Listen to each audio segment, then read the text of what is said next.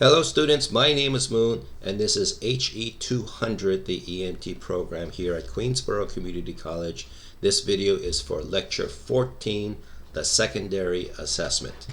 This is a very long lecture. As you can see, there are 160 slides. So I encourage you to consider the change of playback speed in the YouTube settings feature, and also to take frequent breaks as often whenever you need, and of course be well stocked in snacks and drinks and be well rested before you start this lecture. Anyway, let's get started. So the secondary is part of this sequence, which is the full assessment. So for that, I'd like to draw your attention to the Brightspace page. Let me direct your attention to the Brightspace login page, and on your Brightspace account you should see this Brightspace website for our EMT class. But now let me point out that there is also this Brightspace page for our class, Laboratory. You click into that, and this is where I've put all of my supplementary material to help you, give you a little more extra information that might help you study better. Okay, so let's scroll down to where it says Handouts Assessment. Click on that and you get to Handouts Assessment, as you can see here. And over here you see several files that you might find useful. I would especially now like you to pay attention to this top document here, Patient Assessment Overview.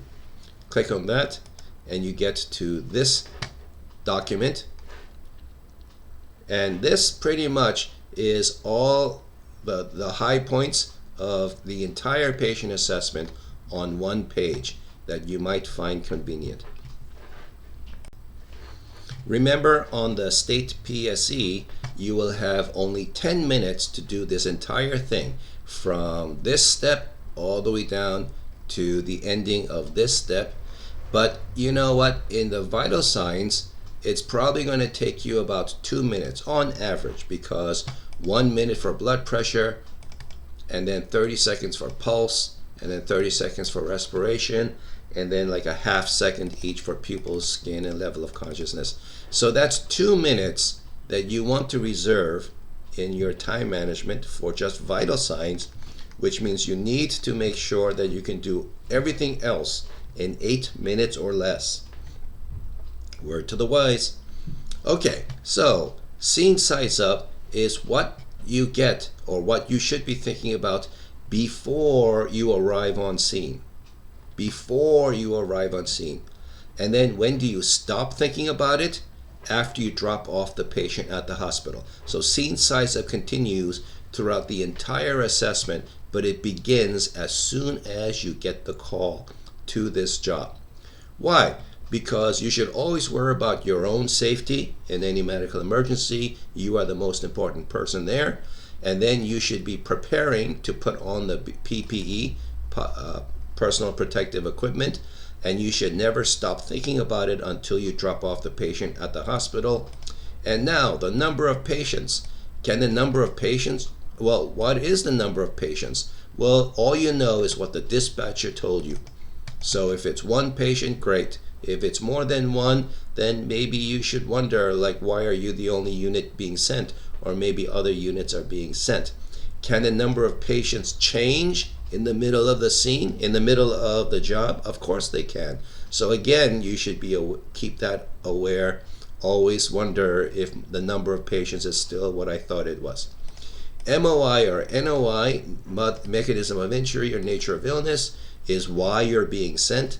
And this can always change too. And now, at any time, you may want to have extra help, extra folks, extra expertise. Do you need paramedics? Do you need firefighters? Do you need police? Do you need hazmat? Do you need Department of Energy? And that will always change as the situation evolves. And then finally, C-spine, which is make sure that the patient's head is held secure, either through manual stabilization by a skilled practitioner, or by or by equipment, so that it frees up all of your hands so that you can do something else with it. That's interesting, right? Of all of the diseases, of all of the problems that an EMT can be in charge of, why was this one, possible neck injury, a neck vertebrae injury, elevated to this honored place that even before you get there, you have to worry about your patient's C-spine? You're not nowhere in here is it telling you to worry about their heart or their brain or their bones, other bones, or their mental status. It's not even in here. What is it so special about the bones of the neck that it is given this honored place in the first things you think of before you get to the scene? And the reason is that this is the one that first responders can ruin, destroy, mess up if they aren't prepared. If you know you're going somewhere that someone's neck bones might have been compromised, you have to be ready to apply manual stabilization of the head immediately upon arrival. If you forget, if you're like all the way down here in the primary and they go, oh yeah, by the way, maybe I should go check if the patient needs their head manually stabilized, it's too late. It is too late. The only chance you get is before the first manipulations of the body, so you need to designate somebody to hold C-spine if on the general impression it looks like, yes, this really is a neck injury possible scenario. If you don't, then the patient may end up paralyzed for life because you forgot, not because another EMT made an honest mistake, but because you're the one who forgot when everybody else knew you were supposed to do this, so you're the one who screwed up. So this is like a reminder, don't forget C-spine. Right, and then the primary, which you should have all learned already by now, but let's put it into one block so that at a glance, I usually like to zoom out to get the higher level view, the bird's eye view of things here. So the difference between primary and the secondary is the primary is about immediate life threats. Of course, there are other life threats, but the primary is about the immediate ones. What could kill the patient in front of you right this moment in the middle of your care? You have to find it and treat it, or at least stabilize it, and then only after you finish stabilizing the immediate life threats can you leave the primary and move on to the other parts of the assessment. The difference is that with secondary, it's all about getting everything relevant. So if the keyword in primary is urgent, then actually the keyword in the primary is immediate, then the keyword in secondary is thorough. Find out all information that might be relevant for this patient's care even after you've dropped him off at the hospital. Especially this is information that needs to be told to the doctor. There's nothing you can do about it, but the doctors can do something about it, and they would probably like to know. What about history taking? The way I learned it long ago, history was part of secondary. There were only 4 sections: primary, secondary, and scene size up, primary, secondary, ongoing. History was part of the secondary, and history was included in being thorough. Now, this is not finding out every little thing that ever happened to this patient. I don't care if he stubbed his toe 20 years ago. It's only the relevant information, the relevant history. And so there. Now, the primary is set up in chronological order. You must do it in this order because it makes sense. History and secondary can happen in any order you like. That said, as a beginner, before you've done this multiple times out in the real world, it would be best if you did it the same way every time, because just like when you're memorizing your favorite song, if you memorize it the same way and sing it the same way every time, there's less likely of a chance for you to forget a step, forget the words, especially when you're under stress. So unless you already know this from some other profession in your life, I strongly recommend that you learn the history and secondary ongoing in the same order it's being taught to you. And then later, when you let's say when you come back for your refresher in 3 years, and you've been out there in the streets for 3 years, and you figured out what works for you, that's better. Fine, do it your way when you come back for your refresher course. But for now, if you've never learned this before, learn it in this order. The primary, you cannot not do it in this order, and let me show you why. So if scene size up is when you first get on, before you get there, that's when you start thinking of the scene size up. Then what happens when you actually arrive there? When you arrive there, the first thing you do is make a general impression, because you can't not make a general impression. You have eyes, right? The American Disabilities Act prevents health care from discriminating against people who are blind, but EMS has a special dispensation where, you're driving an ambulance, you're entering into chaotic scenes on the street. If you can't see, then I'm sorry. We'll give you another role in the company, but you can't be an EMT deployed out there. So every EMT who shows up can see, and they can't not see. They have it's a base instinct. As soon as your ambulance turns the corner and you see the commotion down at the middle of the street, or as soon as you open the door into somebody's room and you see what's in the room, that's it. You just made a general impression. You cannot move general impression down here and say, nope, I'm not going to make a general impression until I finish the ABCs. That's literally impossible. That is just not possible in reality, because you looked at what you got. You're going to look for what you're doing. That's looking. Looking is general impression. What's part of the general impression? So now we're getting a little more formal here. As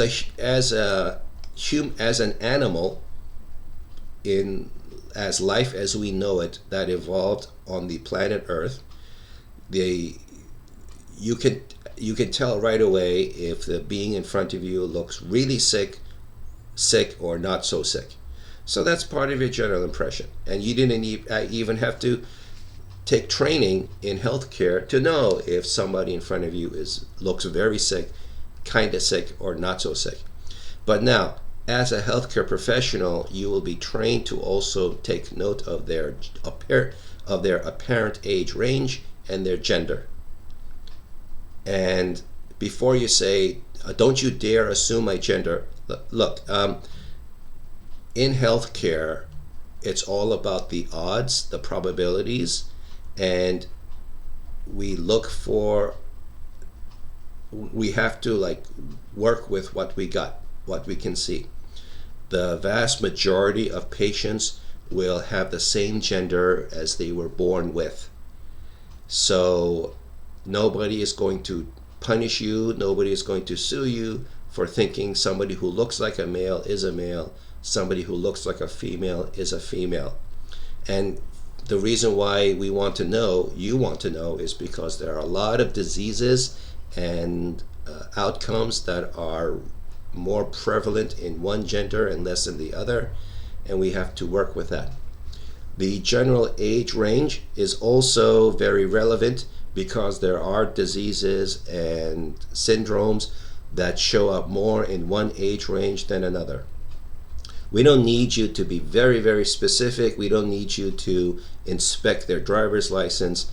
Just get an age range, like infant, child, young adult, middle age, or geriatric. That's good enough. That's all anybody really needs here. Because remember, This is the image you see as you turn the corner, as you enter the room.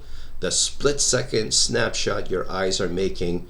And of course, after you get to know the patient a little better, now you can actually find out the details. Like I said, I thought you were middle-aged, but you're actually 39. Sorry, I didn't mean anything by it. Okay, from now on, you're 39. There, gotcha. Right, okay. Or sorry that I assumed you were male. Now I see that you are female, or you identify as a female. Sorry. Okay, from now on, we're all in agreement, you are female, okay?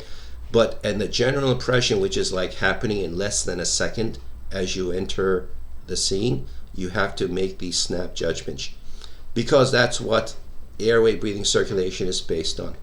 So it's age, gender, and position. Are they standing? Are they sitting? Sitting where? On a chair, or leaning back on a sofa, or sitting crouched on the ground? Or are they lying down on the ground? If they're lying down, are they supine? Are they lateral? Are they prone? Prone is bad. Never leave anybody prone. So right away you get an idea that their position is very relevant to a potential life threat. It gives you a lot of information in a short amount of time on like how they're doing. If the person you're here for is pacing up and down the hallway, screaming into a telephone, yelling, "I'm going to sue you, I'm going to sue you." Okay, so then their health status is not as bad as it could be, right? But if you find the patient supine in a pool of blood in the middle of the living room floor, then now you're really, really, really worried. Get the idea? So position is very relevant to a primary, where on first thoughts, you're looking for clues to a possible life threat. And then finally, when you finished making your general impression, you unconsciously, but now as a professional, you officially or formally think in your head, are there any obvious life threats? When you're practicing here in school, there are many visual cues that we really don't have the time or the budget to simulate, like with special effects, with makeup, with computer graphics, Photoshop. We just don't have that kind of time. So instead of simulating spurting fountains of blood, it's going to be on the student to ask the person running the scenario, do I see any obvious life threats? And then they'll say, oh yeah, there are spurting fountains of blood. Or you see that the arm is not attached to the body, instead it's over there, and they point. So there, we can't really make a visual simulation of it. Instead, we'll just have to tell you. So in class, you can ask, are there any obvious life threats? So to, again, recap from the start, you finally arrive on the scene, and you say, my general impression is I have a middle-aged male supine on the ground, does not seem to be moving. Are there any obvious life threats? There, that's the whole phrase. By this time, about 1 or 2 seconds have passed, and now you are ready to notice if they are awake, responsive to verbal, responsive to pain, or not responsive at all. How are you able to tell all of this in less than a second? Look, if you arrive and they make eye contact with you, if they tell you, please help me, it hurts so much, okay, they are A. But if they don't do that, if they don't react to your arrival and approach at all, and then finally, when you're close enough, you say, hey, sir, or ma'am, are you okay? Hello? And then they notice your presence, that's V. If they still don't do that, then you have to tap and shout and give that Vulcan neck pinch that we teach you. And that if they do that, then they're responsive to pain. If they still don't do that, then that is unresponsive. And that is the key word. In EMS, we really try not to say unconscious. Unconscious is a non-professional term. It is a general English conversation term. We try not to say unconscious. Instead, in healthcare, we say unresponsive, because that's it. You know, when you declare somebody unresponsive, no lawyer can get at you. You just say, look, I tried all this and they didn't respond at all, so they're unresponsive. If there were the lights on inside the head, but I'm just not trained or have the skills or equipment to find out, then why are you blaming me? I tried all this, they didn't respond, so they're unresponsive, and that's it. This sequence here will take about a few seconds here. Now again, you cannot say, well, I don't like it that it's here, I'm going to move it down here. What are you talking about? First, you entered the scene. In like 1 or 2 seconds, you made a general impression. You look for obvious life threats. And then in that time, you've closed the distance. You are now close enough to touch them. And the first thing you do is check if they are responsive on it, or they respond to your verbal or whatever. If they're unresponsive, now here comes the first decision point, the fork in the road. And as a professional, you will be trained to check for pulse. If the body is not moving and the patient is not responding, what's the worst thing that could possibly be happening to them? They might be dead. So find out if they are. Check pulse as they taught you in CPR. Why is this all the way up here? Why can't we check a pulse down here and then do CPR if necessary? Because minutes count, seconds count. How many minutes does it take for the first brain cells to start dying without oxygen? So, like we taught you in CPR, you find an unresponsive body on the ground, check pulse. If there's no pulse, start CPR. Now, this is the patient assessment scenario. It's not the AED CPR scenario, so the patient will always have a pulse here in class, just so you know. But you still have to check the pulse because you're proving that you are a skilled professional. In the real world, you'll never know if they will or won't have a pulse, so you need to check pulse, but only if they are unresponsive. If they do have a pulse, but they're unresponsive or anything else, you now know the chief complaint. The chief complaint is either unresponsive with a pulse, or V or P, or if they are A, which means they can tell you why they called 911, then that's a chief complaint, why they called 911. And you need to know the chief complaint in order to do this. So that's why you can't wait until later to figure out the chief complaint. Right. Am I going to re-lecture the entire primary like the other instructor did in the last chapter? Of course not. I'm just going to quickly finish up the primary recap so that we have a reference point to talk from when I do the rest of the secondary. Right, you finished the chief complaint, which means you've checked. You now have figured out that there is a pulse, which means the patient is not currently dead. Then the next question is, are they going to die? Right? They're not dead yet, but are they going to die soon? Which is why this is in the primary, immediate. So we should do airway, breathing, circulation. But before you do airway, you have to manipulate the airway, which means you have to either do head tilt, chin lift, or jaw thrust. Which should you do? Well, is there any suspicion of C-spine injury? Then you have to do jaw thrust. If you have any suspicion of C-spine injury, you need to order manual stabilization of the head to protect the C-spine. You must do this before you do this. It absolutely critical, because if you crank their head back with a head tilt chin lift, and then you go, oops, sorry, I forgot that the reason why I'm here is because the patient fell from 3 stories up.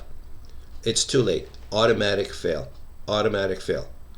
So you have to, after you determine the chief complaint, you have to have ordered manual stabilization of the head before you get to the airway step. What if there's no suspicion of C-spine injury? Then here you say, I will not manually stabilize the head. So that's why this line is here. Last chance. Do you want to declare the C-spine status as soon as you get there? Sure, you can do that. You want to get C-spine in early or decide not to do it early? Sure, you can do that as long as you consider it. Consider is a fancy word for thinking about. But you can't decide in the scene size up if you're going to do C-spine or not, because you're not there yet. Doesn't matter what the 911 caller said. Doesn't matter what the dispatcher said. You don't know for sure until you get there. So this is not the time to say, I will not protect their C-spine, because you don't know. This is the time to decide. This is the earliest chance you got to say, I will or I will not protect the C-spine based upon what I'm seeing with my own eyes as I am on scene.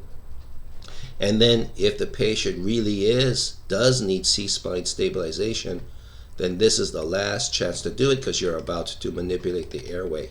See how all of this is in strict chronological order. You change this up because you felt like it. You are playing with an automatic fail, critical fail. The order is absolute mandatory. Now, in the primary, airway before breathing, breathing before C, post-bleeding circulation, and then ABCs before D and E. And that's more of a logical progression. What's the point of ensuring their breathing if you can't make sure that the airway is open, right? What's the point of moving blood around, making sure blood moves around if the blood is not oxygenating? So first open the airway so air can move, oxygen can reach the lungs, and then make sure the patient is breathing so that oxygen can enter the blood, and then make sure that the blood is going round and round, perfusing the body. So airway before bleeding, before circulation. After ABCs, relatively new, this is like 15 years old, 15 years new, disability. This is where it's been recommended that you finish off the 4 questions. By now you've learned what the 4 questions are. Where are you? What's your name? What time is it? Where are you? What's going on? Person, place, time, and event. And depending on who your skills instructor is, they may be forcing you to ask it up here. Well, that's not wrong. It won't get you failed if you ask it up here. But think about this. Think about this. You arrive for chest pain. On scene, patient acknowledges you and yells, "Oh God, help me, my chest hurts, I think I'm gonna die." And you go, "Gotcha, mister, we'll take good care of you, but first I have to ask you, where do you think you are?" And he's like, "Oh, this is my house. Oh my God, it hurts. Oh, please do something. I can't breathe. I can't breathe." And you go, okay, but please, sir, I'm the expert here. You have to tell me, what day do you think it is? Do you hear how ridiculous that sounds? If I was the patient's family and I saw an EMT going through that exchange, I would say, that's it. You do not touch my parent. Get the hell out of my house. You obviously don't know what the hell you're doing. You are gonna, if my parent may be dying, but you will absolutely kill them. I don't want you touching my parent. I don't want you in my house. Get out. I'm calling for another EMT. See how stupid it makes you sound? So instead, you're allowed to say, it makes sense to say, hi, my name is Moon, I'm an EMT, what's yours? That is a logical, automatic thing. It's good for a stranger to say in the house when they visit somebody else's house. So sure, announce yourself and ask them their name. And then, of course, you're going to ask, what's going on? Why did you call 911? So person and event are clearly allowed here. But the thing about where do you think you are, what day of the week is it, I think you can wait till here. I hope you agree. Now, if you're just learning this, you're getting too much information too fast, there's too much to memorize, your instructors keep telling you, no, you have to ask all these questions here. Fine. You can be more subtle. You can be more. You can fine tune this later. But hopefully, by the time you get to your first real patient out in the real world, you've moved time and place after the ABCs for people who are clearly in distress. Okay, they really don't have time for your BS. They want you to help them and help them now. GCS is Glasgow Coma Scale, and this is going to have to wait for the neurology lecture because I'm already exceeding. I'm already well into this lecture, and I haven't even started the secondary yet. Assessing for strokes, also in the neurology lecture, whoever is in charge of that. Exposure for cold and heat, hypothermia, hyperthermia, it's going to be in the other lecture. I think it's general trauma lecture. Okay. And then finally, transport decision. Well, shouldn't you know more about the patient before you decide if you're going to go to the hospital? You know what? Since this is a 911 call, you can pretty well assume that they are going to the hospital. The only question now is, are they going load and go or stay and play? The phrase stay and play does not mean you're not taking them to the hospital. Of course you're taking them to the hospital. The difference is load and go means emphasizing speed and sacrificing safety. What safety? If you're going licensed sirens down a highway, down the street, exceeding the speed limit, the chances of you getting into a car accident are way increased. Also, the chances of you hitting a pothole and the patient bouncing around inside your stretcher are also increased. Is it worth it? Some diseases, some emergencies, it's worth it. It's worth it to sacrifice safety in order to get them to the hospital sooner. That's load and go. Stay and play, you're saying it's not worth it. Getting them to the hospital 10 minutes earlier is not going to change much in terms of their prognosis, in terms of their well-being, in terms of their quality of life.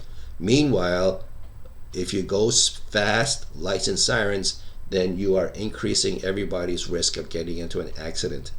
So no, it's not worth it. We're going slow. We're stopping at all the red lights and stop signs. We're staying under the speed limit. We're taking the turns nice and smooth because we're emphasizing safety and comfort, because the patient doesn't actually have to get there that fast. Of course the patient will get there, but it's a difference of like getting there in 20 minutes versus getting there in 30 minutes. That's really the difference. And here is when you make your decision. You tell the evaluator, the scenario master, is this a load and go or stay and play? Again, critical. And then later you learn about like, okay, but which hospital are you going to? That's also a transport decision. Right, we are now back to the lecture slides, and we just talked about incisive and primary, and we are ready to go on to the rest. Okay, history, which I did mention before, I'm used to history as being counted towards the secondary assessment, but your textbook seems to split it out, so fine. All right. So history is the technical word and healthcare technical word for everything that was going on with the patient before they called 911. And that means the short-term history, which is the history of present illness, and then the long-term history, which is past medical history. When you ask the patient about what's been going on, there's going to be two kinds of information, signs and symptoms. The signs is something you can see, and the symptom is something the patient or somebody else tells you. And the reason why is when they tell you something is true, you were not there, you really can't swear or confirm that it actually happened. You really don't want to do this in a legal sense either. So if the patient said, I had a fever of 104, do not write fever 104. Instead, you need to write patient states fever 104. And then the whoever reads the documentation will see you didn't take it, it's the patient who said it, and therefore there's like one level of confirmation or certainty removed. I'm not saying the patient is a liar, but since you weren't there to see it happen and you didn't actually take the temperature yourself, it's not exactly the same as if you did from a legal point of view, from information quality of information point of view.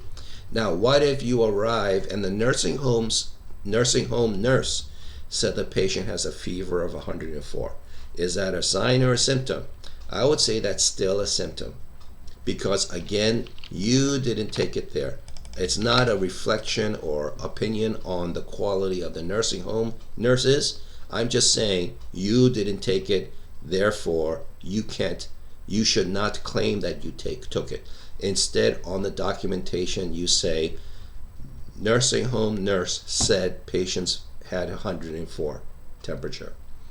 And then that way you can, and then after that you can you can base your treatment decisions on that number. But if somebody says, what made you think the patient had a fever? The patient clearly doesn't. And you can say, hey, not my fault. Nurse said it. We don't carry thermometers on the ambulance, so I took her word for it.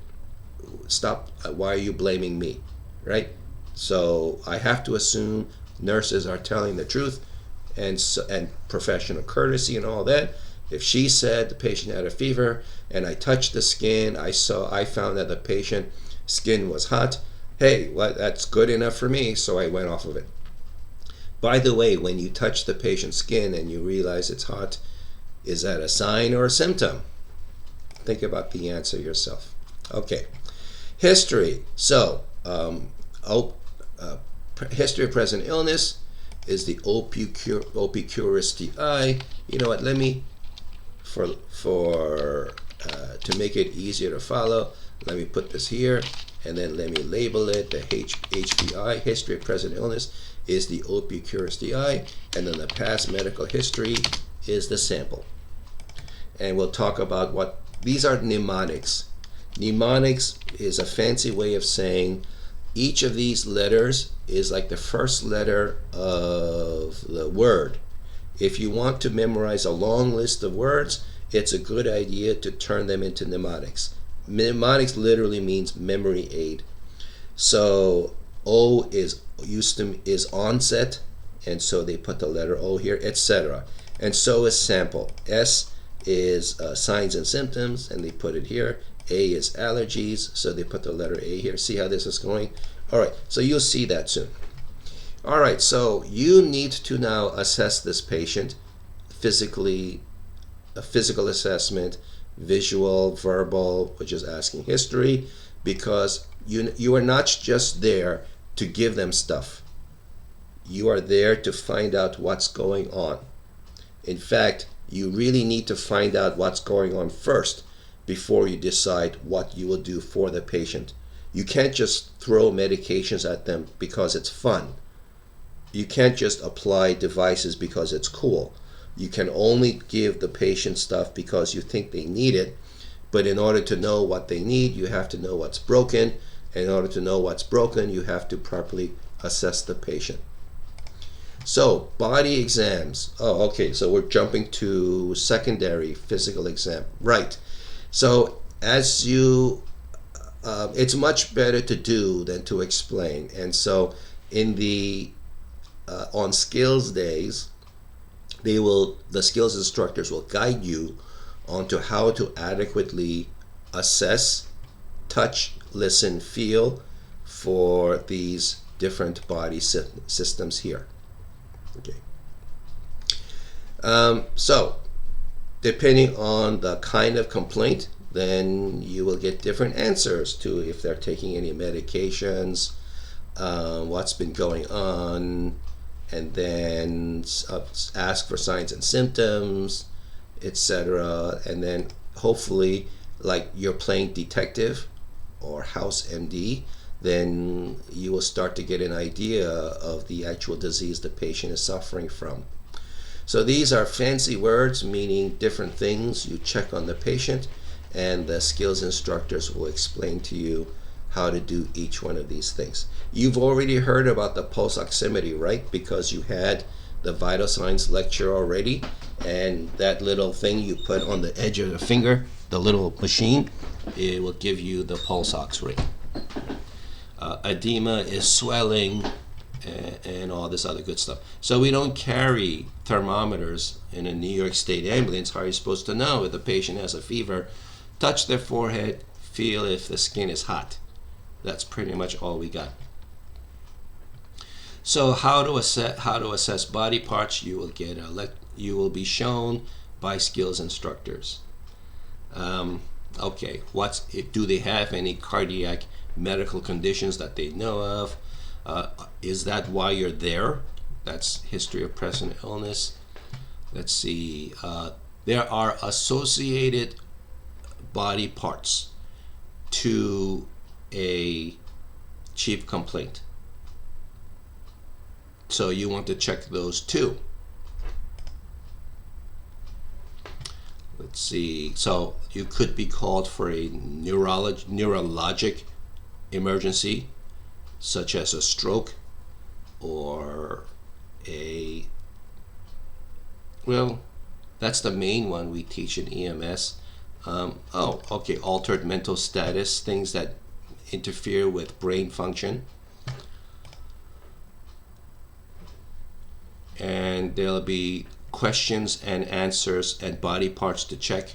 Right, we're back to the Brightspace login. So again, let's go to laboratory, and then in laboratory scroll down to handouts assessment, and then in handouts assessment let's look at focused, combined, simplified. See this in the third way down. You know what, for your convenience I'm going to move this. It does belong up here. Focused, combined, simplified, and then I click on it. Here is a document, and you'll find this very useful. Call type, cardiac, respiratory, allergic reaction, AMS, behavioral, environment, poisoning, OBGYN.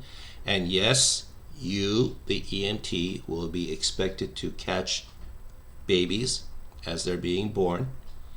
This is an EMT skill, and you better be good at it. And then, now this column are the questions to ask, and this column are the body parts to check. So let's take this for an example here. Cardiac, chest pain, you should listen to their lung sounds. Why? If it's a heart problem, why check lung sounds? Because it'll be explained to you in the cardiac lecture. Meanwhile, if you're called to a respiratory, difficulty breathing, you should check if they have chest pain. Why?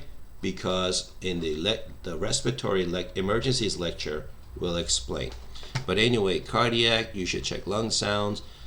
Check on palpation. Palpation is a fancy word for feeling. And you want to feel around the chest because, yes, the patient called 911 for pain in the chest. But it doesn't mean they're having a heart attack necessarily. Maybe they broke a rib. Maybe they pulled a muscle. Maybe they're having a lung issue that's causing pain in the chest. So you should feel around the chest. Have the patient move around, shift position, take a deep breath. Does it hurt more when they take a deep breath? So again, that's relevant. Pedal is foot, edema, swelling. What does swelling feet have to do with chest, with a heart attack? You'll learn in the cardiac lecture. Very relevant. Very, very relevant. Jugular vein, the veins on the neck, distension, engorged. It can happen with cardiac. It could also happen with respiratory problems. Clubbed fingers is a sign of chronic long-term hypoxia. Hypoxia is low oxygen in the blood, and you will see it, but only if the patient's been suffering for it for a long time. And anybody might have a medical alert tag, necklace or bracelet or something, Bluetooth, whatever nowadays. So look around their body for it.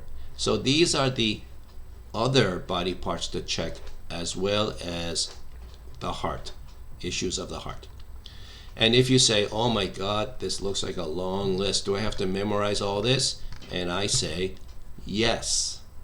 By the time you finish EMT program, by the time you graduate and go out there and take care of real human beings, you need to know all this, that not only do you check the regular stuff, the primary and the secondary, but now you also check the focused physical, also known as associated body parts or associated symptoms. To help you along a little bit, let me show you that for cardiac and respiratory, the list is the same. How can it be the same if there's two different organs? Because they're roommates.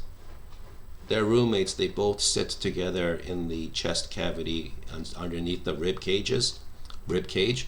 And as roommates go, right, when one gets sick, the other gets sick. When one needs help, the others help them.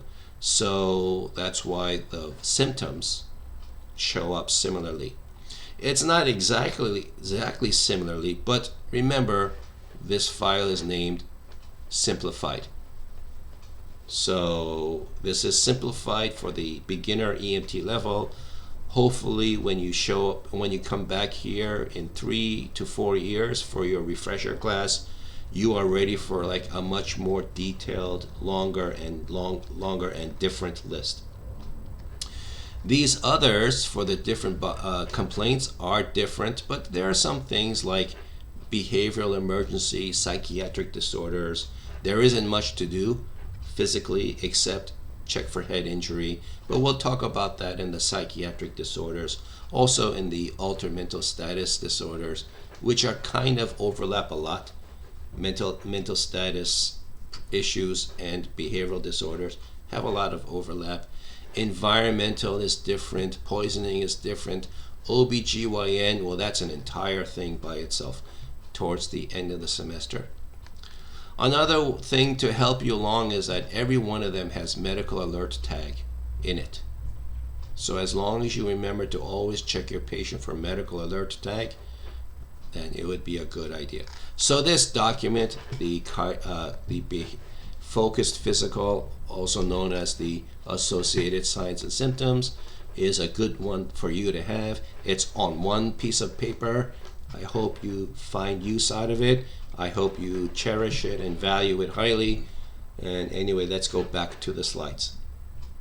Depending on the kind of emergency you're called to and the kinds of signs and symptoms you get, you do the focused physicals appropriate to those emergencies.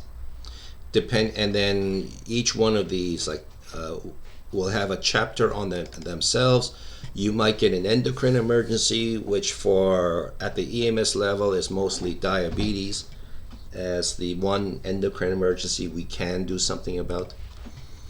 And let's see, and then how to actually check each one of these is going to be specific to their separate chapters. For a diabetic emergency, you absolutely must check their glucose level. We have glucometers in class, in room 207. So the next time I'm there, I will invite any volunteers who want to have their glucose level checked, the finger stick. Yes, a little needle is involved, a band-aid is involved. Fair warning. Okay. You might get a patient with a gastrointestinal system, from belly aches all the way to bleeding out their rectum. So what to ask for, what to check is in that focused history. And these are the possible causes. These slides are going pretty fast. So GI has its own entire chapter by itself because it's a pretty big one, right? You can ask and look for things like vomitus or feces. Yes, you may have to inspect the patient's feces.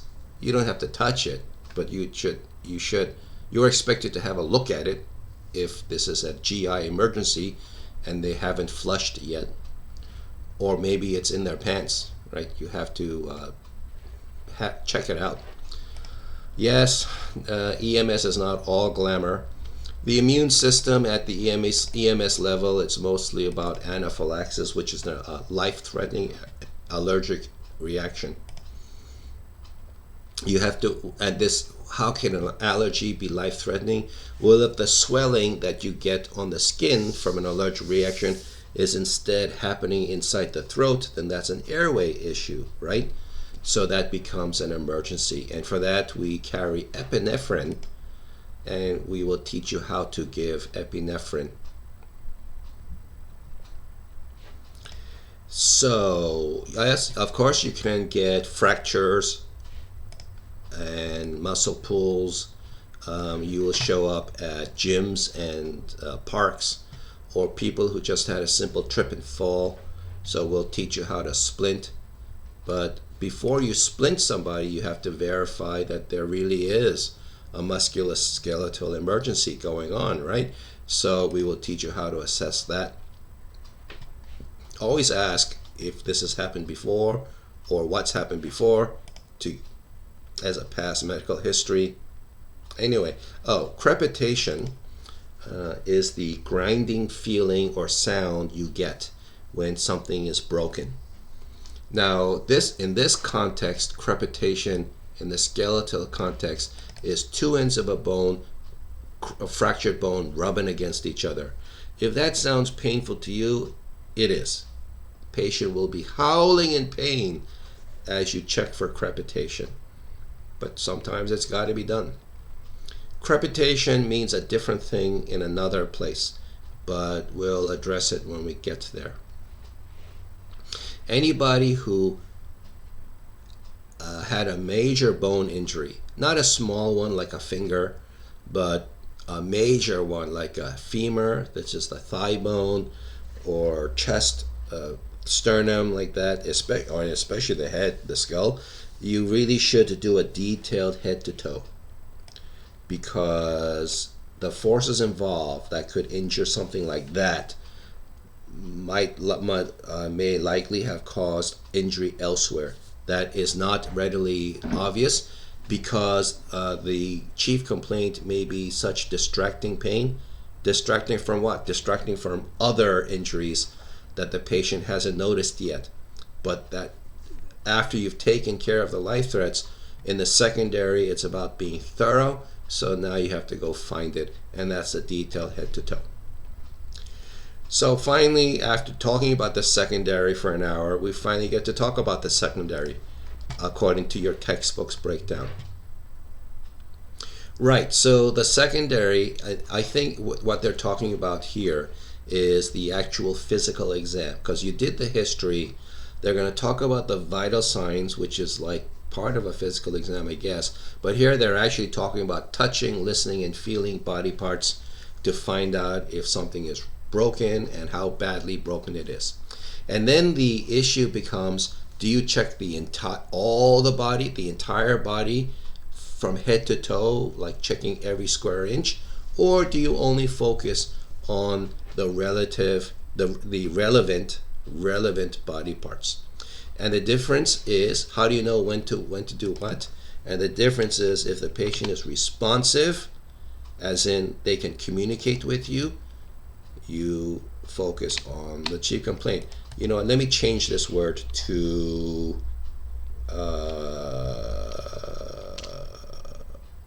alert. I think this is more accurate. Alert. If you can trust, if you can hear what they say, and you trust what they say, you do the focused chief complaint. And then if they are altered, that's interesting, right? They're almost to or worse. Altered mental status or worse, which means you can't trust what they say, even if you understand what they're saying. Then you have to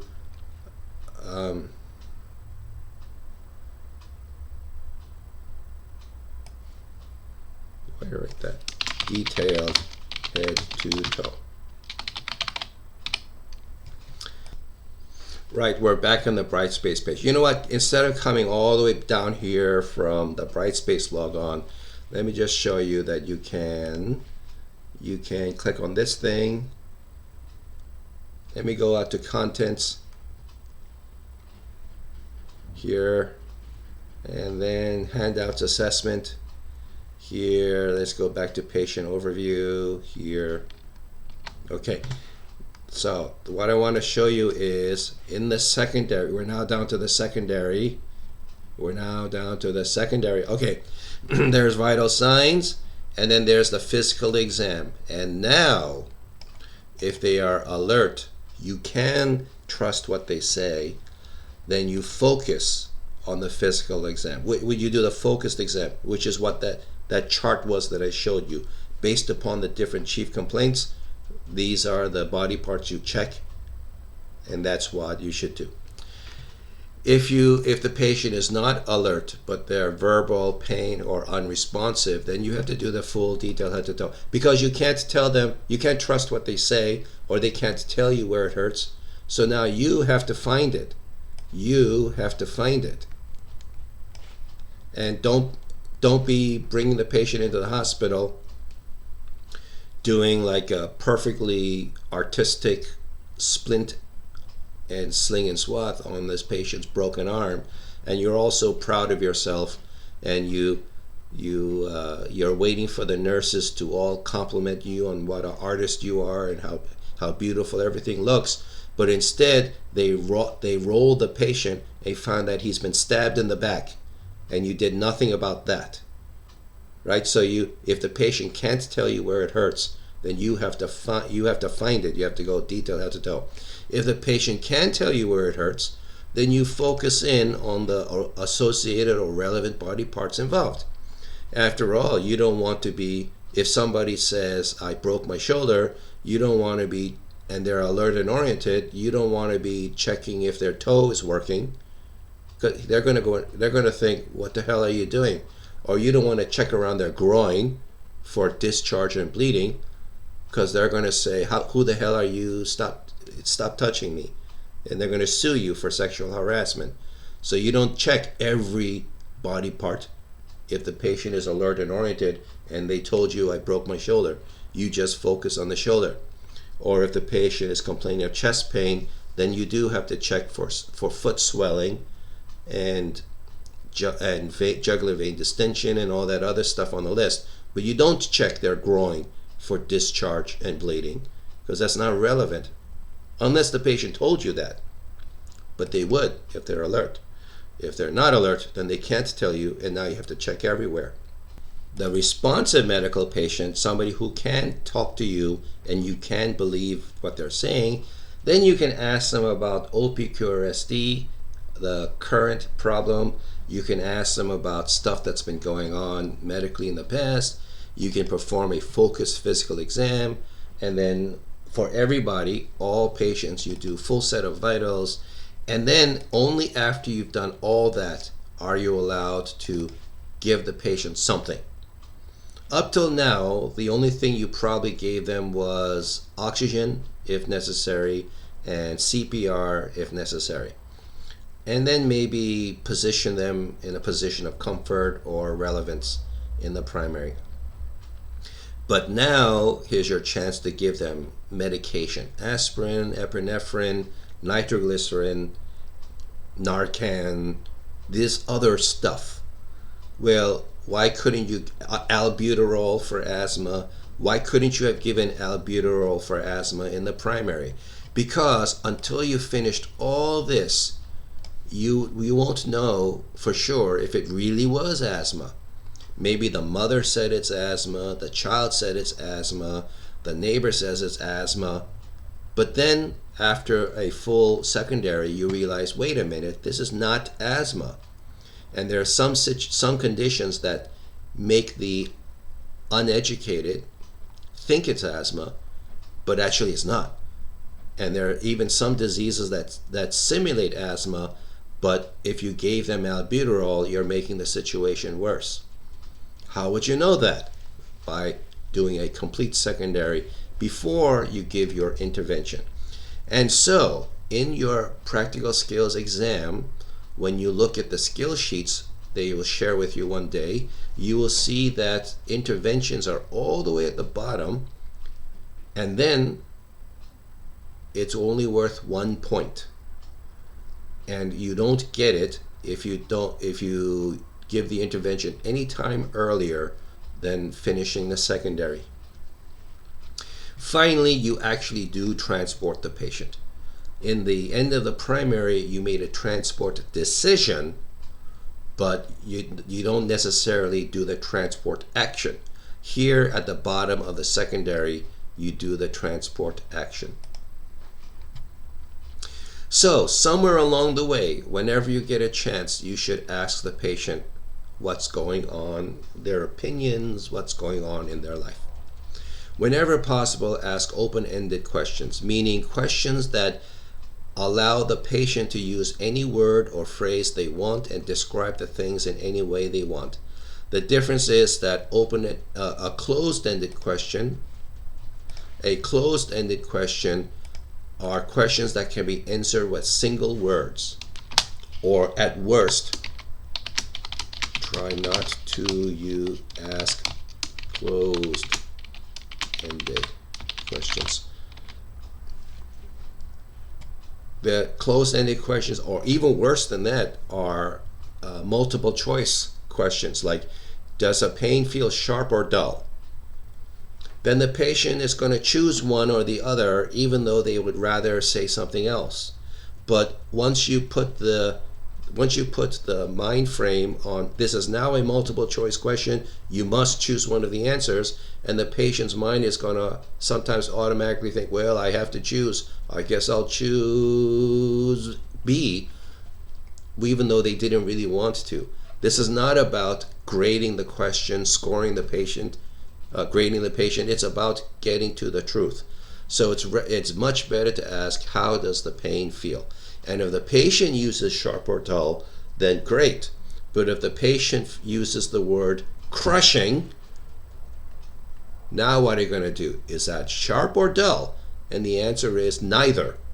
So forcing the patient to choose from sharp or dull is forcing the patient to choose the wrong answer when both are wrong.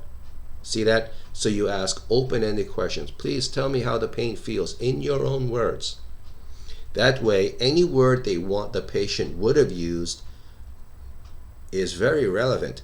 And not only do you pay attention to the word they use or the phrase they use, but also how they say it. These non-verbal cues, these body signals or body language, you also pay attention to. That's also very informative. You should always ask why the patient activated EMS this time.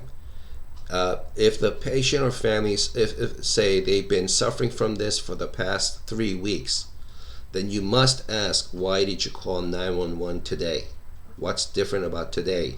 Why didn't you call yesterday?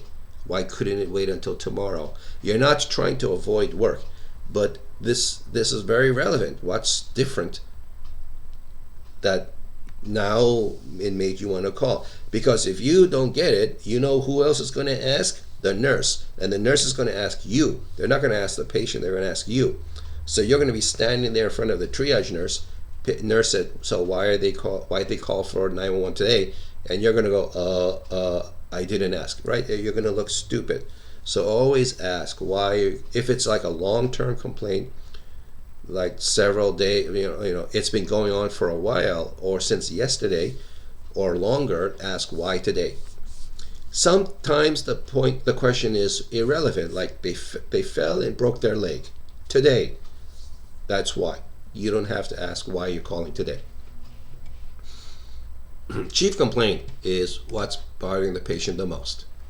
What's most top on their mind when they call 911. That doesn't mean it's the only thing they're suffering from. They could be suffering from many things, but this is the one that's on their mind. So you want, in the secondary, you don't want to miss the opportunity to ask about the other stuff they're suffering from. So the OPQRST, the history of present illness. What's going on now? What is the problem now? So, onset. I'm changing this. How did the pain start? Why? Because there is a question about when the pain started later. Provocation. Does anything happen that makes it worse? Does anything make it feel better? Provoke or palliate? Palliate is a fancy medical term for make it better. Make it feel better. Make it feel, not cure the disease, but make it feel better. Provoke is make it worse. Provoke, palliate. Okay, quality. Describe the pain. See, open-ended question. These are open-ended questions. These are open-ended questions. How did the pain start? Did it start a little bit, then grow bigger, or was it a lot at the beginning?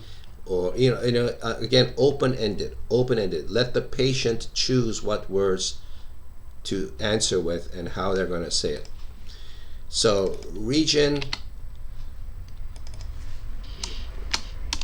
radiation. Okay, so in medical terminology, the R is for radiation or radiate, and radiate in this case means moving out from the center. Like when you listen to the radio, what you're listening to is waves that radiated out from a central emitting tower. It's not just nuclear radiation. You know that, but the patient doesn't, so never use the word radiate in front of the patient, because you're going to freak the patient out. The patient's going to go, what? Is it nuclear radiation? So never say the word radiate in front of the patient. In fact, never use medical terms in front of the patient. Always use plain English, like region. So, where is the pain? And don't assume that this question makes no sense. Like if somebody is having difficulty breathing, don't assume that the difficulty breathing is felt everywhere. You'd be surprised. So ask the patient, where do you feel the difficulty breathing the worst? And then let the patient tell you. If the patient says, I feel it in my entire chest, all right, that's the patient words, it's not your words. In fact, where do you feel it the worst? So what I just did was remove the word pain and let it be open-ended to anything. Because how did the problem start? Did anything trigger the problem? See this? I'm removing the word pain. I'm replacing the word pain with the problem. Because if somebody calls EMS for depression and you ask, how did the pain start? They're going to say, I'm not in pain. And you say, oh. And then you go, does anything make the pain worse or better? And this patient says, I'm not in pain. And you go, oh. And then you ask, can you describe the pain in your own words? And the patient says, look, I told you twice already, I'm not in pain. If you're not going to listen to me, get out. You obviously don't know. Not only do you not know what the hell you're doing, you're not even listening to me. I don't want to talk to you anymore. Get out of my house. But if you say, so tell me, how did the depression start? Does anything make the depression better or worse? Can you, in your own words, can you describe the depression? See what's going on? It proves you're listening, it proves you care, and these questions are still relevant to the chief complaint. In your own words, tell me how the difficulty breathing start. Or in your own words, describe the allergic reaction that you're feeling. See what's going on? It doesn't have to be pain. You can put anything the patient used in the chief complaint in the question. So how bad is the depression? Oops, not literally. Problem. Tell me how bad, in a scale of 1 to 10, is the dizziness. See that? And when did the dizziness start? When did the nausea start? See, it doesn't, you don't have to, some people think that when this whole OPQRST was taught to them with the word pain, that they are only allowed to use it when the patient is feeling pain. No, you can use these OPQRST questions for any problem, almost every problem. You can't use it for altered mental status because now you can't believe what they say, so it's not worth asking for patients with altered mental status issues. Unresponsive, patient literally cannot tell you, cannot answer, so there's no point in asking OPQRST. Can the patient's family answer OPQRST questions? Technically not, because only the patient who really felt it is allowed to say. However, any information is better than none. So if the family is available to answer some of these questions, what you do is in the documentation you write, family said, mother said, spouse said, pain was radiating to the left shoulder. There. So now you have information that might be pertinent, but also the reader knows it's not you who asked. It's not the patient answering, it's the family member answering for the patient. So the quality of the result, quality of the answer is now suspect. Sample. So SAMPLE. SAMPLE. And these are now more straightforward. Symptom. Didn't we just finish asking all of these symptom questions in the OPQRST? Well, didn't I just say that the chief complaint is the problem the patient is worried about the most, and the patient may be having other issues, but that's not the chief complaint? When do you get a chance to ask about these other things the patient is feeling? Here, is there anything else bothering you? Perfect opportunity to ask it. So this is how you ask it, and this is actually should be called associated symptoms. There. Remember it this way. Some tips about interacting with patients who are not adults, alert and oriented adults. For example, with children who are shorter than you, it's best to try to get on the same level as them, eye to eye. Of course, at some point it's going to be impossible to get exactly eye to eye level, but kneel down, or at least get the child to sit on a high chair, and then you kneel down or squat down. So because you don't want to be intimidating to the child, you want to be on their side, you want them to feel comfortable to answer questions with you. Simple language, but never lie to the child. In fact, that's important. Never lie to anybody, because the child may not understand complex adult topics, but they have a sixth sense of that they know they're being lied to. They develop that early. ever since they found out that Santa Claus isn't real. So never lie to a child, but try to keep it as simple as possible. Now, you can be diplomatic about it. Like, don't say, I have to do this and it's going to hurt a lot. All right, that's not like the best way to put it. But never say like, this will not, don't worry, this won't hurt. And then you do something and they're screaming in pain. That's it. You've lost them. They will never trust anything you say ever again. So be diplomatic about it. Okay. Now you want to get information from caregivers, because children are technically, as minors, not allowed to give or withhold consent, and you're not really allowed to believe whatever they say, although asking the OPQRST questions is absolutely allowed. Okay. If they are awake and alert, of course, focused, but if they're not, then detail head to toe. Okay. Physical exam. Okay, vitals, you've learned vital signs already. Interventions, again, leave it to the end of the secondary first. Okay, where would you focus your physical exam on a patient who may have shortness of breath? Of course, auscultation. But then remember the simplified, focused physical, combined simplified document. So those are the list of body parts to check.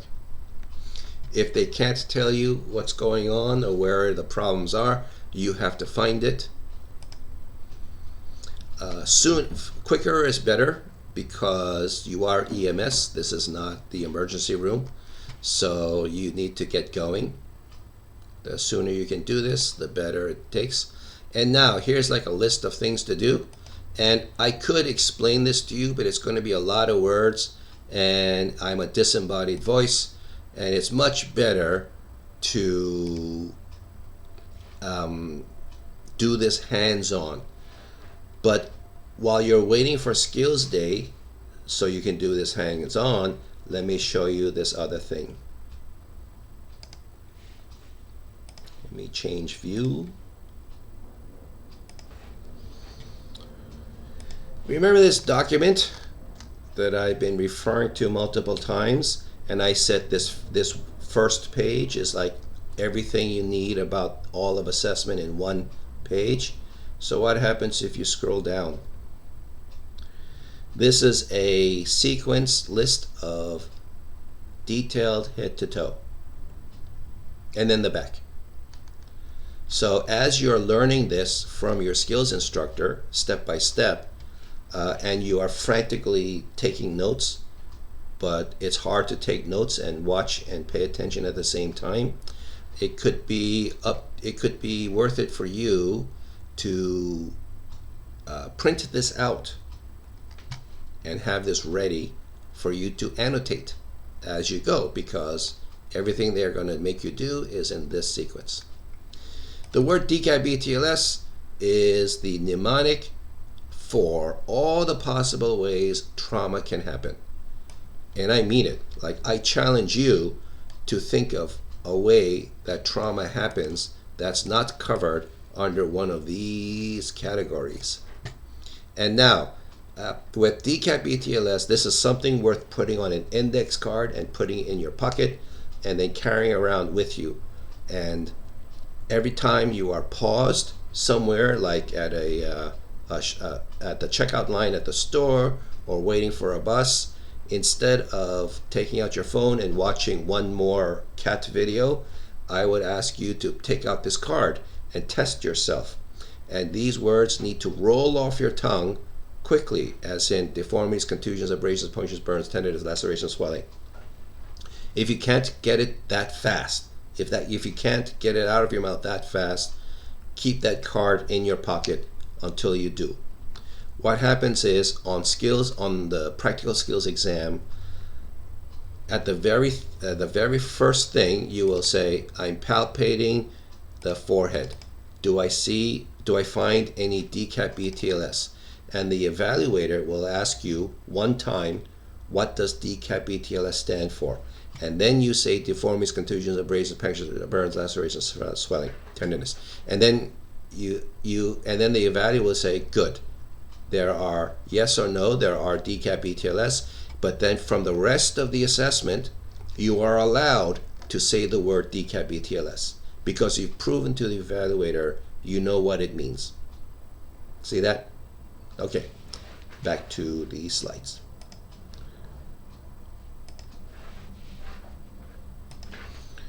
So, vital signs. You've got a lecture on this. I won't repeat their lecture, but take it seriously. Okay, consider a request for ALS personnel.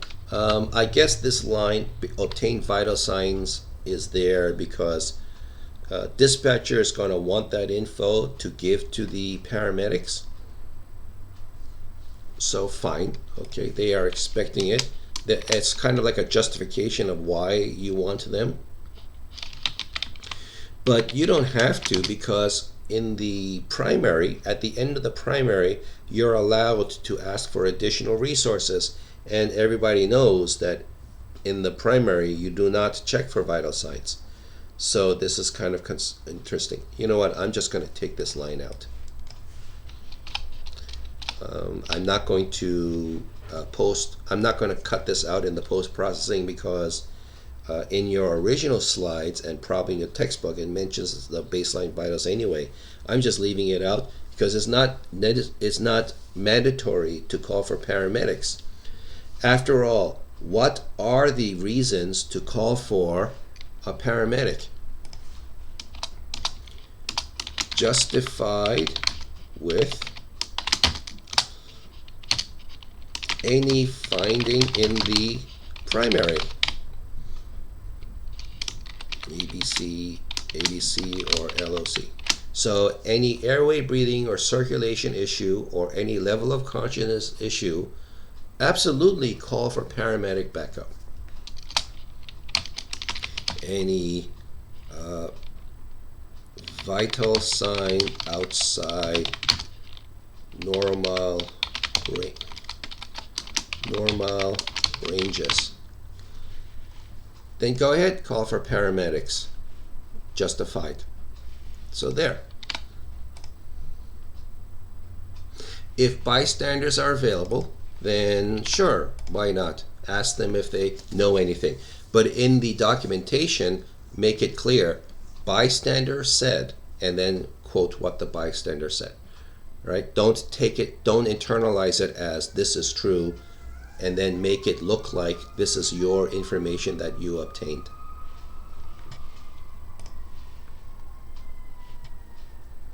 Interventions again. Okay. Well, it's a little late to be thinking about spinal injury. You should have been thinking of this when you first arrived on scene. But maybe after, like in the middle of the full body head to toe, you come upon signs that there is spinal injury when it was not obvious in the primary. All right, not your fault. This is one of the reasons why a detailed body head to toe is there to find things like this.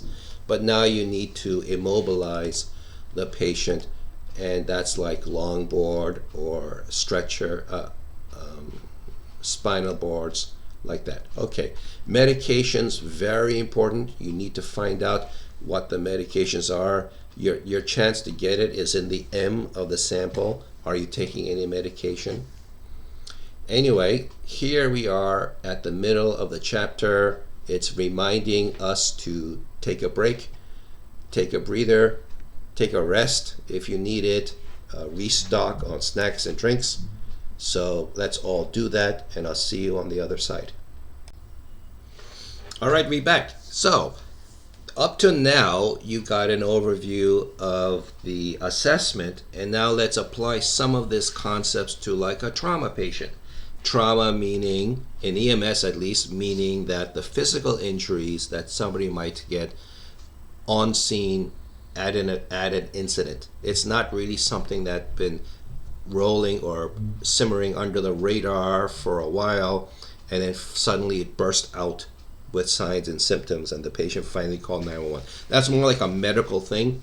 Trauma is things that happen to the patient at an incident, and now they call, and as a result, they have to call 911. So when you get there, you want to worry about like where the injuries are, but also how are they mentating or their mental status, because you worry about damage to the brain and perfusion to the brain. And like I said in lecture in this semester so far, the brain is the last organ that cannot be replaced. So we have to take extra care about it. So how severe is this injury? Well, is it life-threatening? How would you know if it's life-threatening? Well, then you do the primary and you'll get an idea. Later in the secondary, it can still be life-threatening, but in the primary you look for obvious life threats, and then in the secondary you look for hidden life threats. A hidden life threat would be exposed by abnormal vitals. The kind of injury, how the patient got the injury, can be a big clue about how severe the situation is. After all, if they got shot, then that's a big difference from being stabbed. And if they got shot by a slow bullet or a fast bullet, that's a big difference too. What's their age? Because very young and very old patients tolerate a trauma worse than a young adult, a sprightly, healthy adult. And if they've had anything else going on in their lives, can make it more complicated. It's like they've already got stuff going on medically. The last thing they need is like one more thing to be interfering with the normal workings of the body.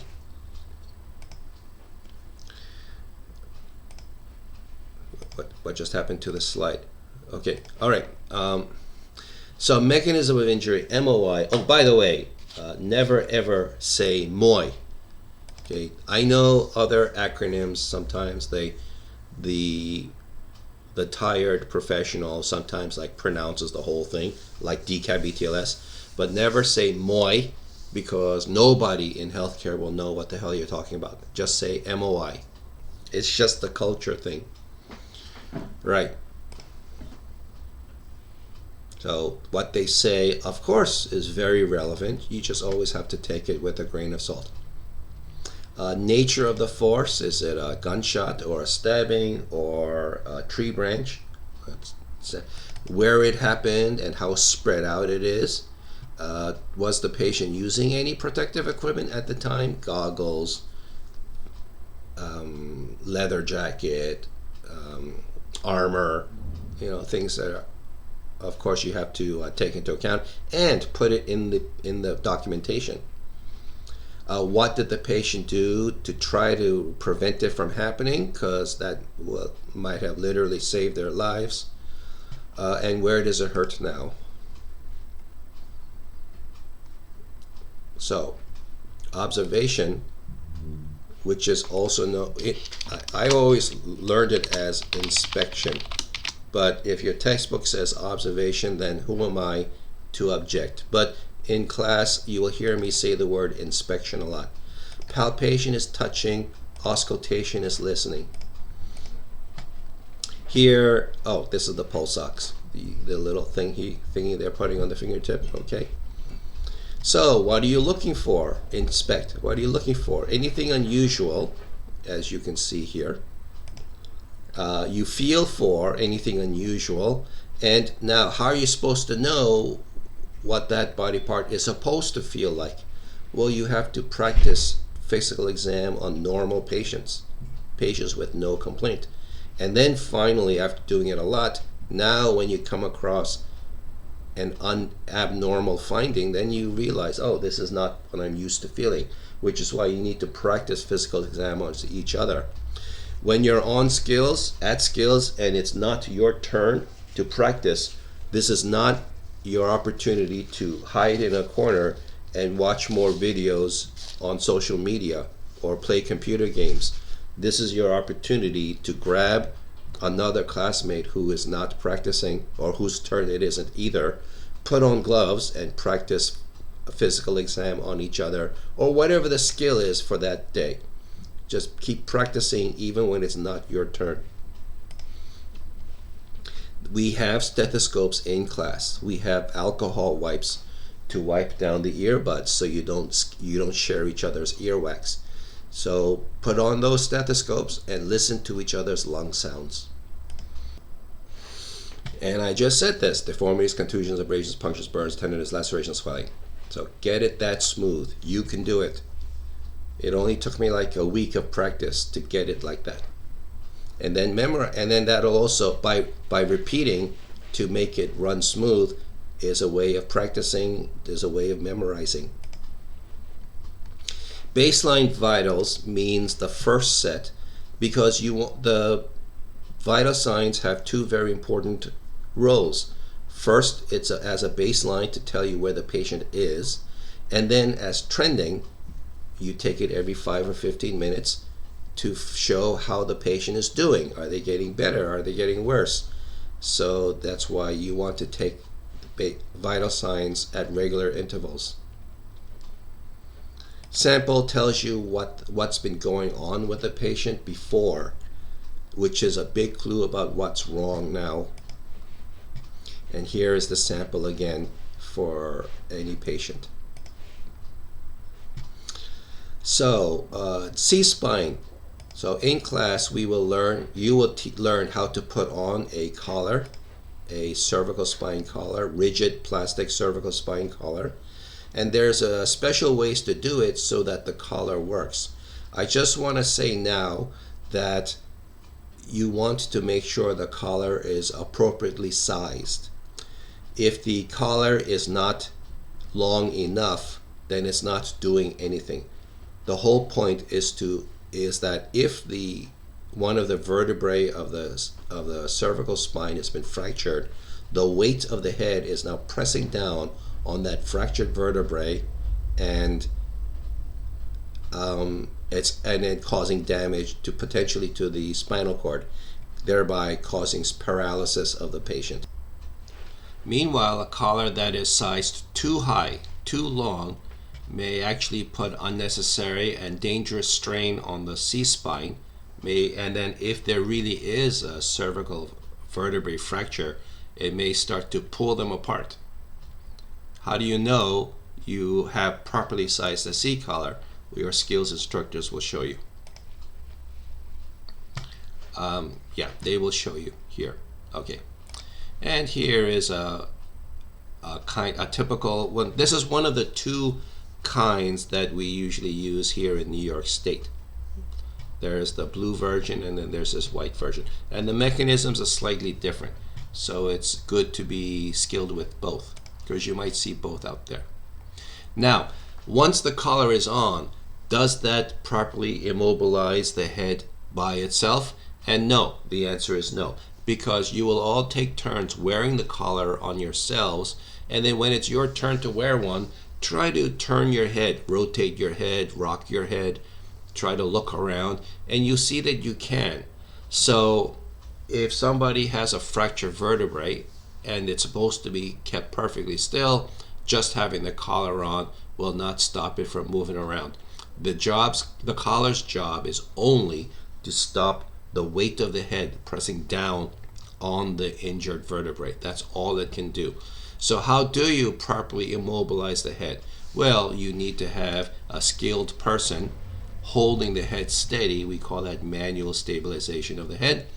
And then once the patient has been transferred to the stretcher, then some device, maybe rolled towels or tape, has to be used so that whoever was holding the head before can finally let go and then go do the other things that are important. If situation is getting even more crazy and you're starting to feel like, I think I'm in over my head, pun intended, then of course you're allowed to call for paramedics. Okay.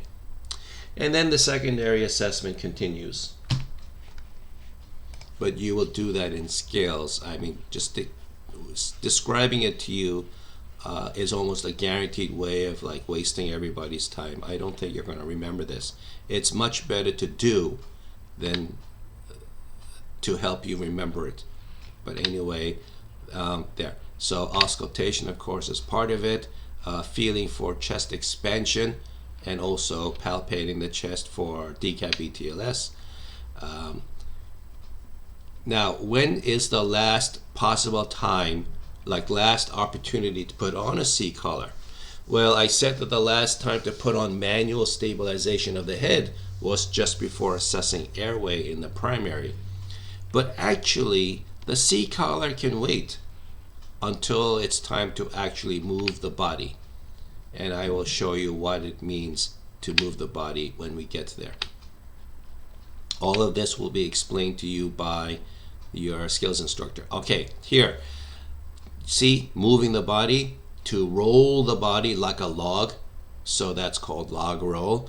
If somebody, by this time, the axis of movement, lots of movable parts are in action, and now the C-collar by itself is not protective enough to stop the head from rolling around. So, I'm sorry, the provider's hands by themselves are now not enough to stop the head from like rocking up and down during the log roll. So just before the log roll is the last chance to get the C-collar on, just to be extra safe. If you don't put the collar on before the log roll, that would be a critical fail. In general, as long as the patient can understand, it's a good idea to explain what you do before you do it.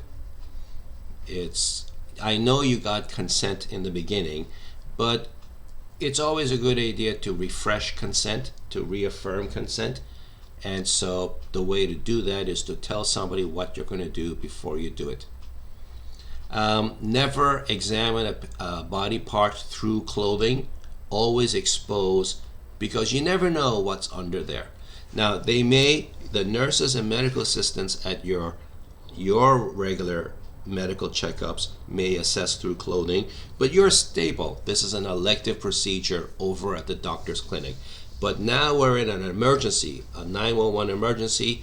You never know what's going to be under the clothing that you think is fine, but then if you ever bother to take a look, then you'll see actually no, it's not fine. So always expose as you go. Of course, then after you finished assessing a body part, you should recover it, like move the clothing back into place, move blankets into place, because you're done with that part. You should move on to maintain patient's modesty as well as warmth.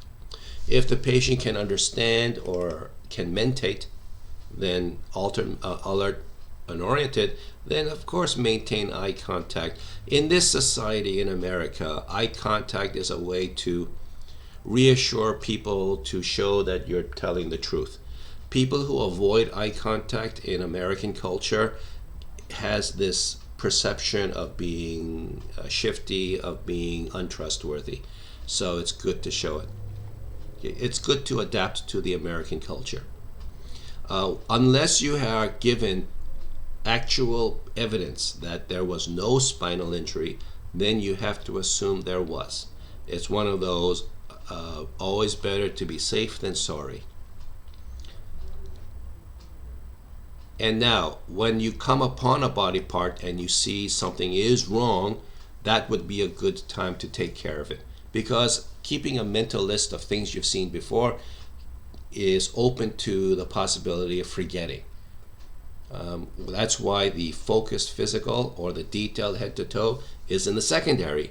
Because now when you come across like a small bleed or a fracture, a deformity, etc., then you can stop and take care of it. When you check hands and feet, now is a great time to check for their pulses as well as motor and sensory. Motor is when you ask the patient to move the body part, hands or foot, and then sensory is when you touch a toe or a finger and ask which toe or finger am I touching. Sometimes you can ask them to squeeze my fingers. This one is useful because you can feel the difference in strength if there is a difference in strength, because differences in strength either mean there's a stroke going on or the affected arm has some injury that you missed before. Maybe there was a nerve that was damaged, or maybe perfusion is not as great as it initially looked. So having them squeeze would be great. There are 2 pulses in the feet that EMTs are supposed to be good at. The one on top of the foot, the dorsal, just between the tendons of the big toe and the next one, and then behind this bump. Everybody's got a bump on their ankle. There's a pulse just behind it. You can feel it too. So this is the medial malleolus. Malleolus is the bump of the bone, and then medial means on the inside. And then there's also pulse on the top. You need to get good at this. How do you get good at this? Find it on yourself. Since you're listening at home, take off your shoes and socks if you are. Find the pulse on your feet. If you can't, ask how to do it when you come to skills. Or the lecture. Ask any instructor, any teacher, any EMS teacher, and then they'll show you. After you get good at finding it on yourself, find it on your parents and siblings. Tell them, I'm an EMT student, I need to get good at this, let me find it on your feet. Bring gloves from class. Grab a few pairs, bring them home so you can practice touching other people's feet. Or if you are up for it, go to the supermarket and buy a box of gloves in your own size. It's the same thing as far as classwork is concerned. All right, when you get good at finding the pulses on your parents and siblings, now go to your friends. Your best friends, I guess, is a good start. And tell them, I'm an EMT student, I need to get good at this, let me find the pulses on your feet. And then because it's a medical thing, it's a medical skill. So expand your circle of friends and acquaintances until finally people stop giving you their permission. But you need to get good at this. And when you come to class, practice it, finding it on each other, because you need to get good at this. Don't say, I understand, and then go off in a corner and play computer games and watch social media, thinking you'll figure it out when you get there. No, because if this is a skill, this is a learned skill. If you don't practice it, you won't get good at it. And then the day you were supposed to get good at it, you can't. You don't know where to find it. You never practiced it when you had the opportunity. You need to get good at this. Pediatrics is an entire lecture on itself. I think you learn enough about assessment or secondary assessment today to fill your head. What criteria do you use to focus physical exam or rapid trauma? So this is the difference between if the patient is alert and oriented or not. So the detail head to toe, I showed you that list, the second page of the document, the assessment overview. So this was, I think these slides are going to restate everything I've said up to now. Yep. So you can pause as we go and read to your heart's content. But there's nothing here that I need to say on top of what's already written.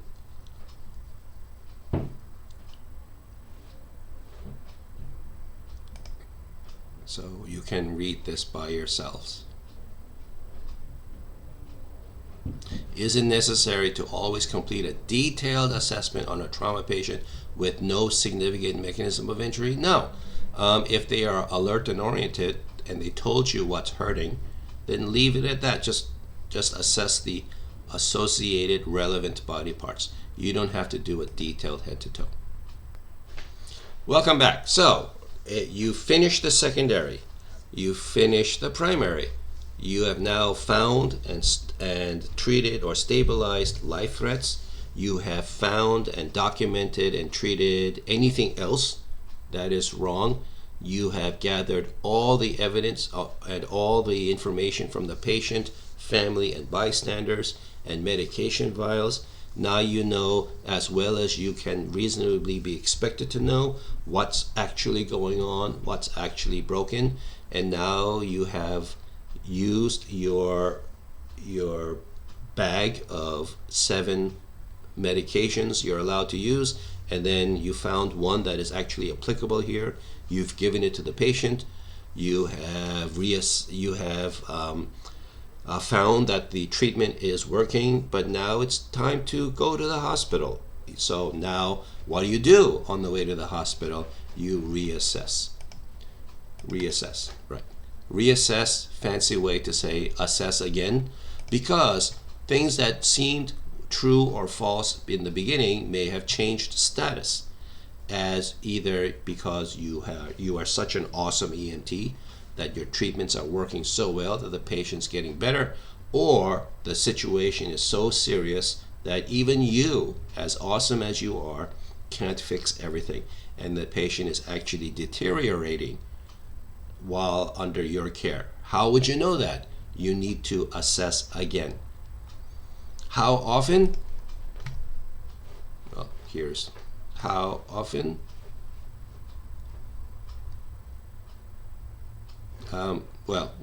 There's a slide that tells you how often. Okay. Also, as well as making sure the body is getting better or not getting worse, you should also take care of the mind, the patient's mind, the patient's mental well-being. And in documentation, we call that therapeutic communication, which is a fancy way of saying you're talking to the patient, you're reassuring them as far as the limits of your scope of practice will allow you. But people like being talked to. This patient for whom it might be their worst day of their life, they may be terrified. They may think that they're on the verge of death. For you, it's a Tuesday. So by being like the 3rd patient of this type you've had that day, and like the 100th patient of this type you've had in your career, you may think this is routine, ordinary, boring. But to the patient, they may be terrified. So talk to them. Help soothe some of their claustrophobia, their fear of the unknown. So answer their questions without lying. Answer their questions within the limits of your scope of practice, your authorization. Just talk to them. Let them know that you are there to take care of them. You are their advocate. Don't say the word advocate, but through words and actions, show them that you will be on their side throughout this whole process. So you want to repeat the primary, because even though you've done the primary already and you've identified and treated stabilized life threats, is it possible the patient will suddenly develop a new life threat sometime later, like a few minutes later? Well, of course it is. How would you know? You would have to reassess the primary. ABCs, level of consciousness. You may even need to do another general impression, because the situation, maybe the age and gender is still the same, but the position has changed. Obvious life threats have changed. So how would you know that? You need to take another look at your patient. Don't keep your head down in the laptop just typing away in your notes. Look at your patient. Check to make sure they're still doing okay. Patient, pediatric, again, look at your patient. Keep an eye on them. Don't depend on the parent who's riding along to keep an eye on it for you. They don't know what to look for. And so keep maintaining. And especially babies. If they stop crying, that's not a good sign. It maybe they stopped crying because it doesn't hurt anymore, or they're getting tired, they want to go to sleep, or maybe they stopped crying because they're going into altered mental status. Maybe they're crashing. Maybe their brain is no longer getting perfused. How would you know? So you need to reassess, especially if the baby stopped crying. Crying babies are good in EMS because a crying baby means their airway is open Their lungs are pumping away. Their circulation is bringing blood to their respiratory muscles, and their mental status is normal for their age. They're supposed to be crying. They're in a strange place touched by strangers. Their parents are far away. Something is ouchy. They don't know why. Of course they're supposed to be crying. So EMS loves crying babies. They're scared of silent babies, quiet babies. Recheck vital signs. How often? Oh, we need to get the trending. Now, we have the baseline. We need to get trending. You gave oxygen. Is the pulse ox getting better? Is the respiratory rate improving? You treated for shock. Is blood pressure improving? So reassess. You gave medications. Is the vital signs improving? Think of an example of a problem that might develop into a life threat to the patient on the way to the hospital. Asthma. Asthma doesn't care about your rules. It doesn't care about your protocols. It does what it wants to do. So you gave albuterol, it starts to get better, great. And then 15 minutes later, they're decompensating again. How would you know that? So reassess. Blood pressure crash. Somebody is hypotensive. Why? It's above our pay grade. But you gave oxygen, you put a blanket, you put in position of comfort, or supine. You've called for ALS.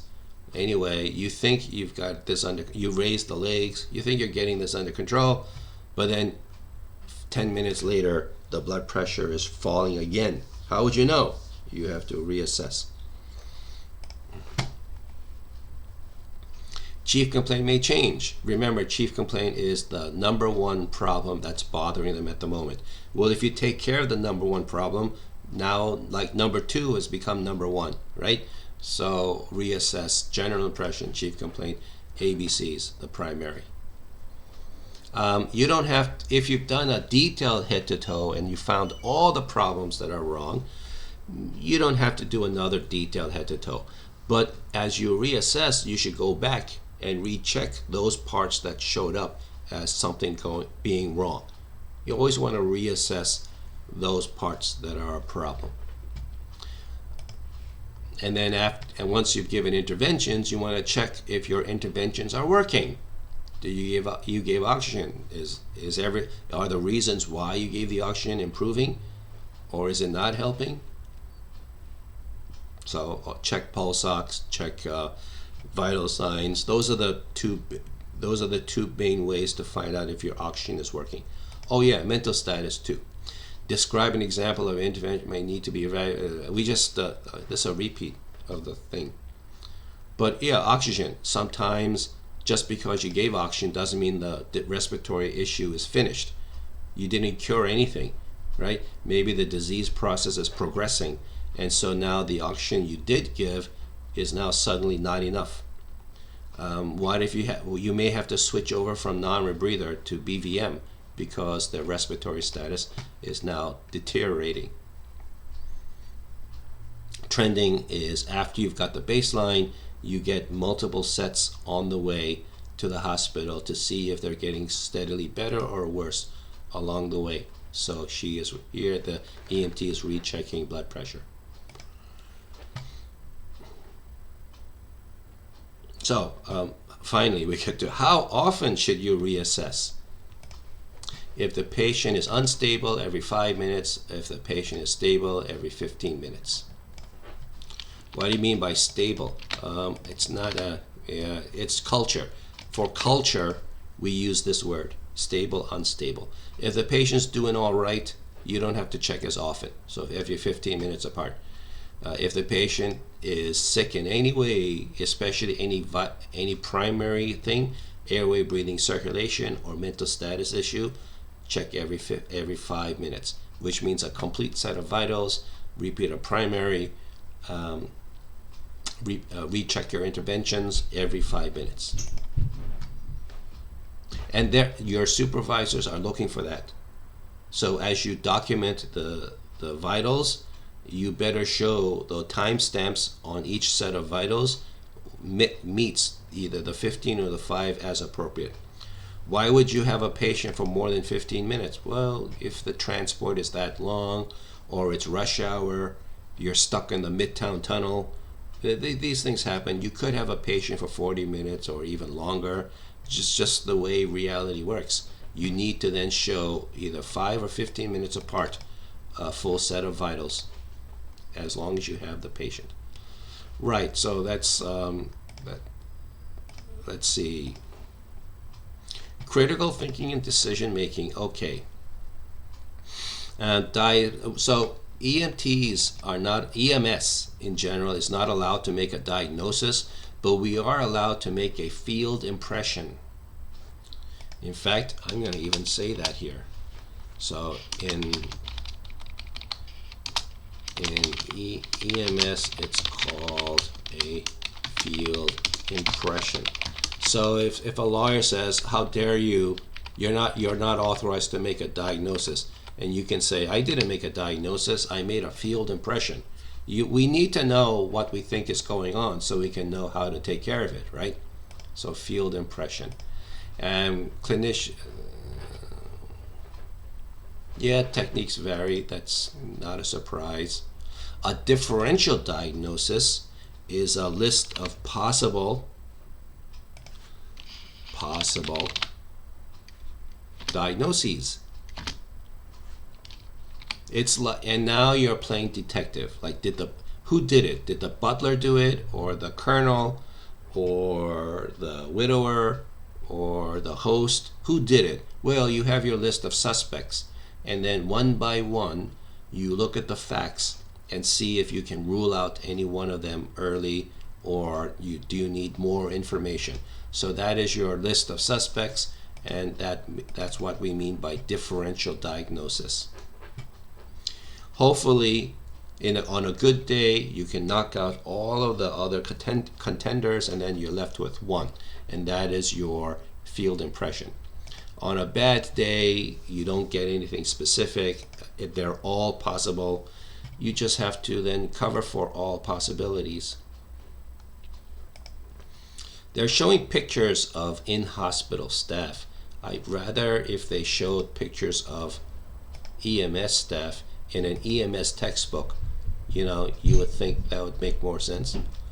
Right, so rule out what looks like is no longer belongs on the list of differentials, and then treat immediate life threats, of course, because and then EMS were great at that. Red flags mean we need to pay extra attention to one of those suspects. It's sounding more likely that one of those things is turning out to be the thing that's causing this problem. And of course, remember that it could be more than one thing actually causing the problem.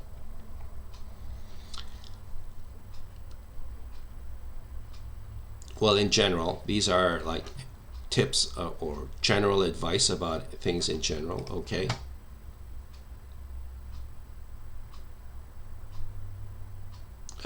Okay.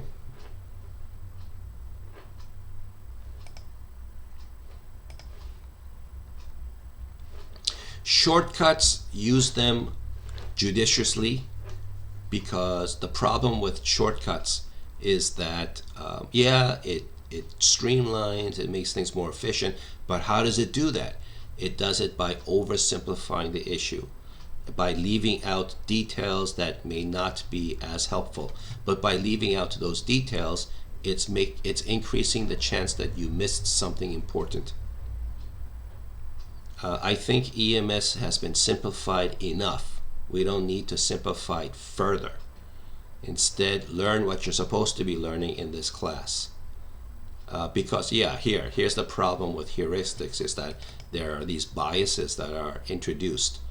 EMS is our office is real life, so EMS is the furthest removed away from the textbook and the ivory tower. So in the textbook and the ivory tower, everything is simple, everything is clear, everything is unambiguous. But real life is not like that, right? So to be comfortable in the EMS setting, you need to love ambiguity. You have to be not only ready to not get a final clear answer, but to not even require it. All you need to do is be confident that you did the right thing at the right time. It was good that you were the right person in the right place, and that's about as best as we can expect. Well, that's going to be it for this very long lecture. Thank you for your patience. I hope you learned a lot. You should look forward now to skills so you can practice all of this hands-on, because the PSC, the practical skills exam, is not the place for you to think about it. This is not about thinking about it. This is about doing.